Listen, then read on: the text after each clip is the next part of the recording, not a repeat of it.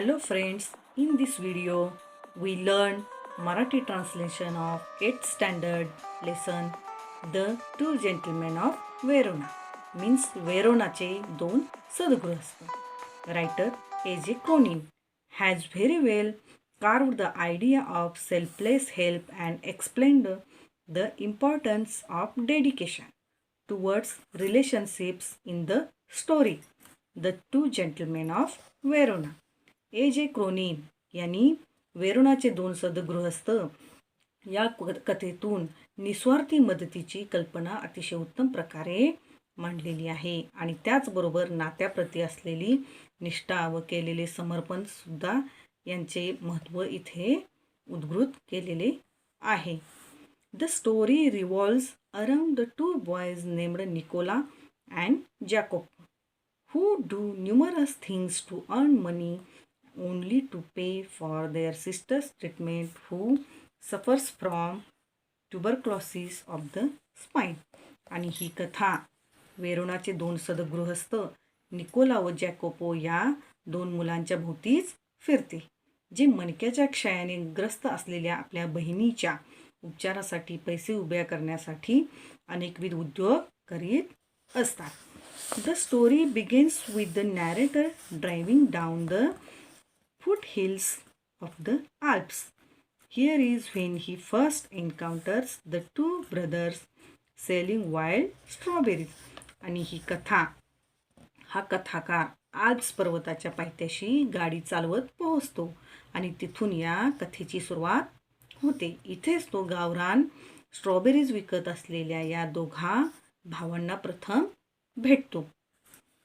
Even after the driver forbids the narrator to buy the wild fruits, he buys the biggest basket and drives towards the town. आणि ड्रायव्हरने या जंगली strawberries घेण्यास मनाई केलेली असताना सुद्धा कथाकार सर्वात मोठी टोपली विकत घेतो आणि गावाकडे जायला निघतो. This scene emphasizes on the first step of growing intimacy between the narrator and the two boys. आणि हा पहिलाच प्रसंग आहे म्हणजे कथाकाराची त्या दोन मुलाबरोबर जवळीकता वाढत जाणारी आहे असे स्पष्ट होते. Next day the boys are found shining shoes in the public square. This amazes the narrator. This is when they reveal the fact that they do numerous kinds of things to earn money. आणि दुसऱ्या दिवशी ती मुले भर चौकात बूट polish करत असताना त्याला दिसतात. ते पाहून कथाकाराला आश्चर्य वाटते. पैसे मिळवण्यासाठी आपण ही विविध उद्योग करीत असल्याचे यावेळी ते दोघे त्यांना सांगतात. Here, the narrator is shown to develop a soft corner for them in his heart. He finds them to be innocent, serious, pleasant and honest. आणि इथे कथाकाराच्या मनात त्यांच्याविषयी विशेष आस्था, सहानुभूती निर्माण होते आणि त्यांना ते दोघे निरागस, प्रामाणिक, आनंदी आणि सच्चे असल्याचे जाणवते. The boys are very useful to the narrator. They are very willing to satisfy all that the narrator requires. आणि या मुलांचा कथाकाराला खूप उपयोगी होतो. त्याला हवी असणारी प्रत्येक गोष्ट करायला ते दोघे आनंदाने तयार असतात. They are also found selling newspapers by the narrator one stormy night. आणि एके रात्री म्हणजेच वादळी रात्री कथाकाराला ते वर्तमानपत्र विकतानाही दिसतात. One day when the narrator asks if he can help them in any, they say they will be very grateful if they get a lift to the nearby village Poleta. आणि एके दिवशी कथाकार त्यांना कुठली मदत हवी आहे का असे विचारतो. त्यावर ते म्हणतात की त्यांना जवळच्या पोलेटा या गावापर्यंत पोहोचवलं तर बरं होईल. Although it doesn't come in the narrator's way, he takes them there.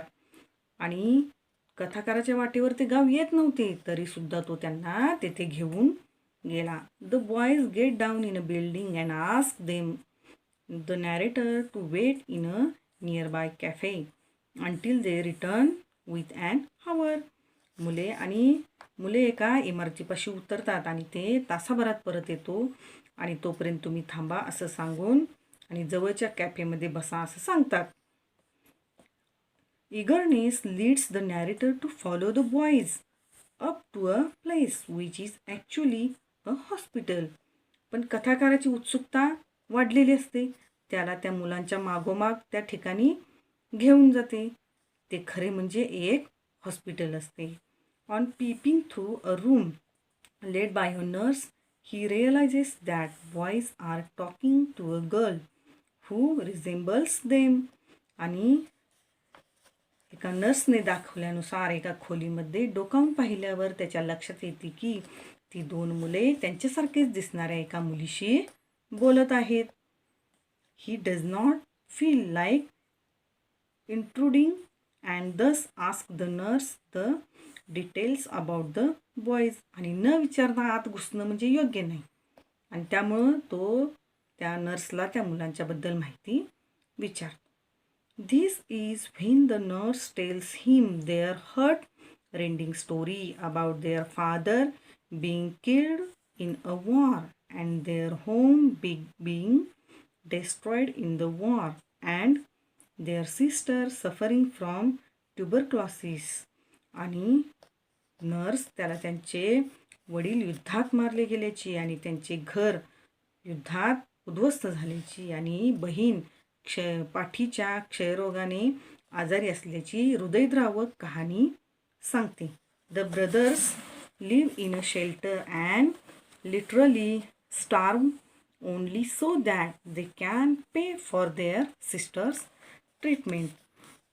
आणि ते दोघे भाऊ एका निवारागृहात राहत होते आणि आपल्या बहिणीच्या उपचारासाठी खर्च करण्यासाठी स्वतः अक्षरशः उपाशी राहत होते.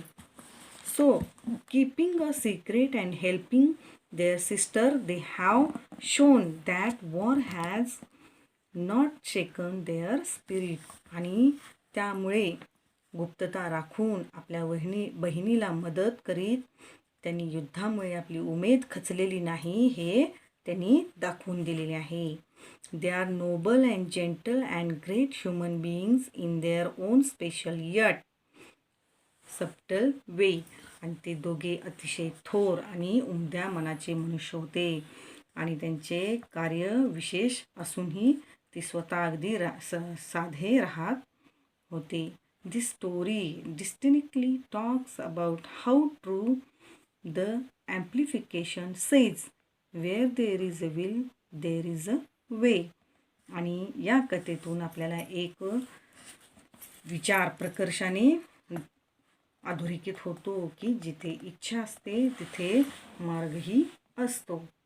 म्हणजेच काय, एकंदरीत या पाठातील दोन मुलांचे त्यांच्या बहिणीवर खूप खूप प्रेम असते आणि बहिणीच्या उपचारासाठी काहीही करण्याचे धाडस त्यांच्याजवळ आहे.